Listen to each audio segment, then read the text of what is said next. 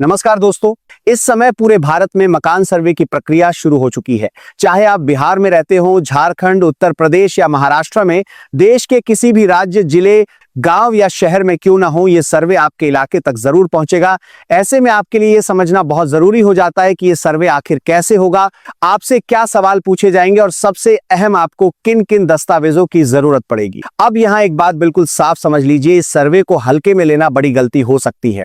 आपको पहले से ही तैयार रहना होगा, क्योंकि अगर आपने सही दस्तावेज नहीं दिखाए या कागज अधूरे निकले तो आगे चलकर बड़ी परेशानी खड़ी हो सकती है। कई मामलों में तो ऐसा भी हो सकता है कि जिस घर में आप सालों से रह रहे हैं, उसी पर आपका कानूनी अधिकार साबित करना मुश्किल हो जाए।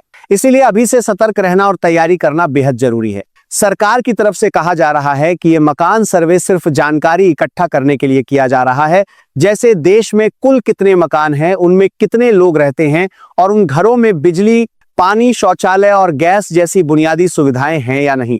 लेकिन सिर्फ इतना सुनकर निश्चिंत हो जाना समझदारी नहीं है, क्योंकि पहले के अनुभव कुछ अलग ही कहानी बताते हैं। उदाहरण के तौर पर बिहार में 24 अगस्त 2024 से भूमि सर्वे शुरू हुआ था। उस समय भी यही कहा गया था कि इसका मकसद सिर्फ रिकॉर्ड को दुरुस्त करना है, ताकि लोगों के कागज मजबूत हो सके।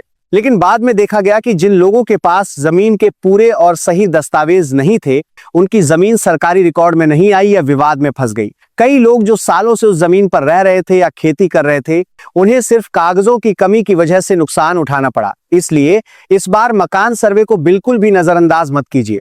अब बात करते हैं कि आखिर ये सर्वे किया क्यों जा रहा है। दरअसल 2026 में देश में सेंसस ऑफ इंडिया भी होने वाली है, जो हर 10 साल में होती है। इस जनगणना के जरिए देश की जनसंख्या, उसकी वृद्धि और कई महत्वपूर्ण आंकड़े जुटाए जाते हैं। लेकिन इस बार सरकार ने जनगणना के साथ मकान सर्वे को भी जोड़ दिया है, ताकि और ज्यादा सटीक और ग्राउंड लेवल डेटा मिल सके।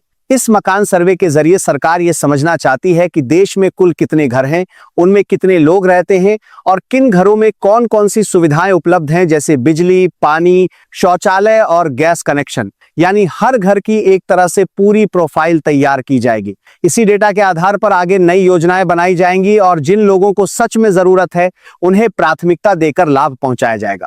उदाहरण के लिए प्रधानमंत्री आवास योजना के तहत जिन लोगों के पास पक्का घर नहीं है, उन्हें सहायता दी जाती है। लेकिन इसी सर्वे के जरिए उन लोगों की भी पहचान होगी जो गलत जानकारी देकर योजना का फायदा उठा रहे हैं। ऐसे लोगों को भविष्य में इस योजना से बाहर भी किया जा सकता है। अब अगर सर्वे की प्रक्रिया की बात करें तो इसमें आपसे कई तरह के सवाल पूछे जाएंगे। जैसे जनगणना में करीब 30-35 सवाल होते हैं, उसी तरह इसमें भी अलग अलग जानकारी ली जाएगी। मकान कच्चा है या पक्का, उसमें कितने कमरे हैं, कितने लोग रहते हैं, मालिक कौन है और घर में कौन कौन सी सुविधाएं मौजूद हैं।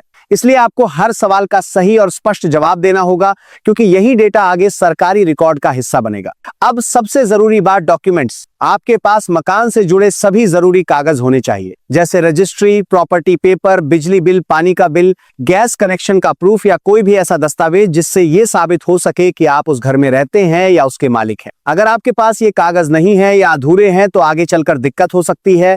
एक काम की सलाह, अभी से अपने सारे डॉक्यूमेंट्स एक फाइल में इकट्ठा कर लीजिए, उनके फोटो या स्कैन कॉपी भी रखिए और जहां कमी है उसे जल्द से जल्द पूरा कर लीजिए। कई बार लोग छोटी छोटी चीजें नजरअंदाज कर देते हैं, लेकिन वही आगे चलकर बड़ी परेशानी बन जाती है। अब आगे समझिए कि सर्वे के दौरान आपसे क्या क्या पूछा जाएगा और आपको कैसे जवाब देना है। सबसे पहले अधिकारी आपसे घर के मालिक का नाम पूछेंगे, यानी ये जानना चाहेंगे कि मकान किसके नाम पर रजिस्टर्ड है। इसके बाद वो ये भी पूछ सकते हैं कि आप खुद मालिक हैं या किराएदार, और अगर किराएदार हैं तो मालिक की जानकारी क्या है। इसके तुरंत बाद अधिकारी आपसे आपके मकान से जुड़े जरूरी दस्तावेज दिखाने को कहेंगे। इसलिए यहाँ सबसे बड़ी जिम्मेदारी आपकी बनती है कि आपके सभी कागज पहले से पूरे और सही हों।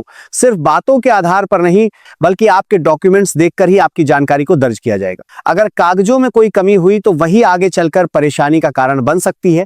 इसके बाद अधिकारी आपके घर की स्थिति भी चेक करेंगे, यानी आपका मकान पक्का है या कच्चा, ये सिर्फ पूछकर ही नहीं बल्कि मौके पर देखकर भी पुष्टि की जाएगी। फिर आपके परिवार के बारे में जानकारी ली जाएगी, जैसे घर में कुल कितने लोग रहते हैं, 4, 5 या उससे ज्यादा।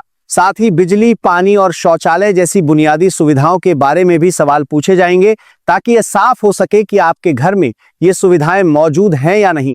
एक और बहुत महत्वपूर्ण सवाल जो पूछा जाएगा वो ये होगा कि आप जिस घर में रह रहे हैं वह आपका खुद का है या किराए का, यानी आप उस मकान के मालिक हैं या किराएदार। इसकी जानकारी भी रिकॉर्ड में दर्ज की जाएगी। ये सभी जानकारी आगे सरकारी रिकॉर्ड और योजनाओं के लिए इस्तेमाल की जाएगी, इसलिए हर जवाब बिल्कुल सही देना जरूरी है। अब यहाँ एक बहुत जरूरी सावधानी समझ लीजिए। जो लोग सर्वे करने आएंगे उनके पास सरकारी पहचान पत्र आईडी कार्ड जरूर होगा। बिना आईडी कार्ड के किसी भी व्यक्ति को अपनी जानकारी देना बिल्कुल भी सही नहीं है।